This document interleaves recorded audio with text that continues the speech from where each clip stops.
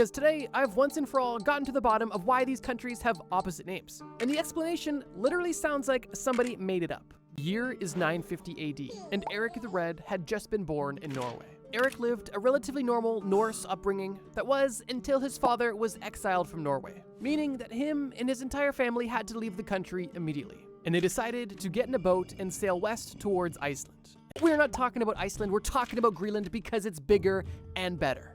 But back to Eric and his exiled family. After arriving in Iceland, they were quickly able to adapt to this new way of life. Eric grew from a young boy to a man and got married and began living an adult life in this place he now called home. However, as an adult, he quickly began to follow in his father's footsteps. Because in 982, at the age of 32, Eric the Red himself was exiled from Iceland as he was convicted of manslaughter. And he decided to take this opportunity of exile to not go back to Norway, but to discover a place he's heard of but never visited. An island we know of now as Greenland. At the time, people had visited Greenland, but nobody had been able to successfully establish a settlement. And it was for that reason that Eric the Red made it his mission to successfully colonize this new island. During his expedition, when Eric arrived to Greenland, he reached a point near the southern tip of the island that, interestingly, at least at the time, had very similar conditions to Iceland. And to him, he took this as a promising sign because he saw how well Iceland was flourishing at this time, and he therefore believed that he could do the same thing on this island as well, creating his own successful settlement.